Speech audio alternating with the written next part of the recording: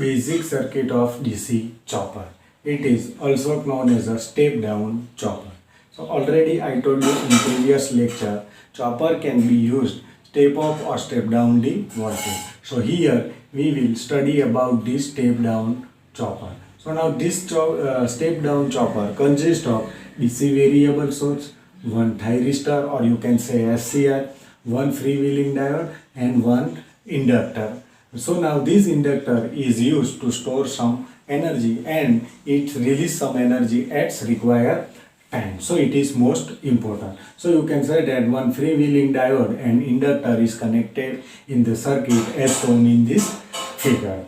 So now when this chopper T is on, so the supply voltage EDC is appear across this load. That means you can say that the output voltage E0 is equal to EDC. So now due to this voltage, current start to flow from source to load through chopper T and inductor F. So now the current start to flow from this inductor will build up exponentially due to the property of the inductor. So the property of inductor, that means it is a property of material which oppose the rate of change of current. So now when current passing through this or the flow through this inductor which stores some energy in the inductor. So it is most important thing. Now because the positive terminals is connected to the cathode of the diode and the negative anode terminal is connected to the negative. That means it is in reverse bias. So now this diode is act as a open circuit. So that's why here I am indicating the diode is in open condition. So now the another thing, the current entering to this inductor makes positive terminal and the leaving terminal becomes negative. So now in this case the load current passing from upper to lower. Now in second case, when chopper is turned off, your load voltage, the load is disconnected from the DC source through this chopper because the chopper is turned off. So you can say that the load voltage is 0. Now as the chopper is turned off, the reverse voltage induced across this inductor and its value is equal to VL is equal to L di by dt. So it is most important. When chopper is turned off, it changes polarity. That means this terminal becomes positive and negative. So you can see that it is a reverse polarity when chopper is T off. So it is most important. Now as this voltage, this reverse voltage makes diode D is forward bias and hence the current is continuously start flow through this load. Now as the load current decay through inductor, load and the diode. Now this current reaches at its minimum value, the chopper is again turned on. Mathematically operation. When chopper is on, load current is increased from I minimum to I maximum and the source voltage we can write or we can apply the KVL rule.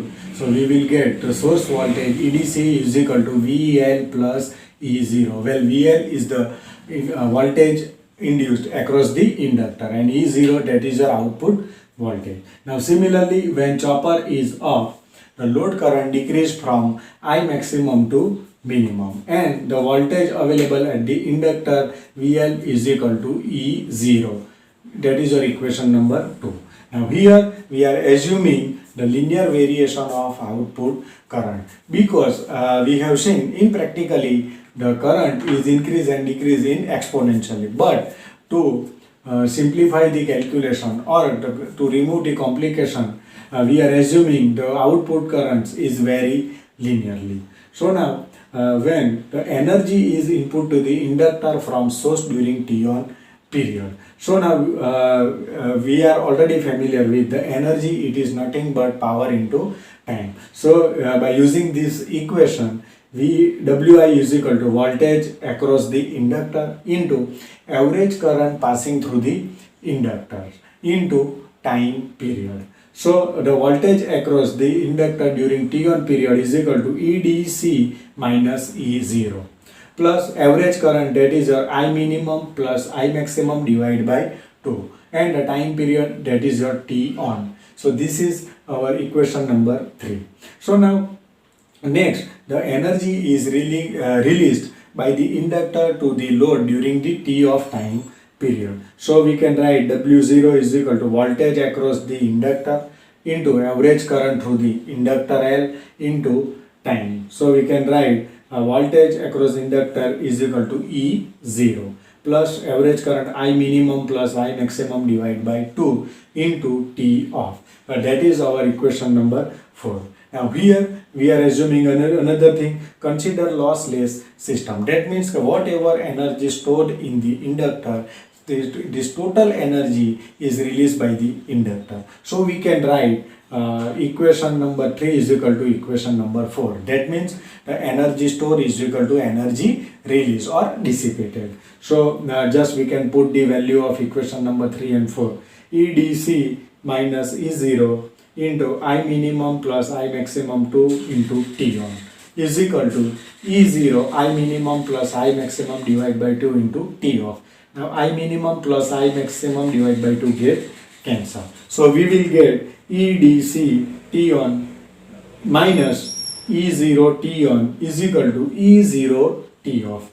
Now we can write EDC T on is equal to E0 T on plus E0 T off. Now take E0 is a common. So our equation becomes EDC T on is equal to E0 T on plus T off. So for the output voltage equation, E0 is equal to T on divided by T on plus T off into EDC. Already we have seen the T on plus T off, it is the total time of this cycle. It is denoted by T. So now this T on plus T off can be replaced by capital T. So our equation becomes E0 is equal to T on by T into EDC. But already we have seen the T on by T, it is nothing but duty cycle, and it is denoted by alpha or K. So now just put the T on by T is equal to K or alpha. So our equation becomes E0 is equal to K EDC, or you can write E0 is equal to alpha EDC.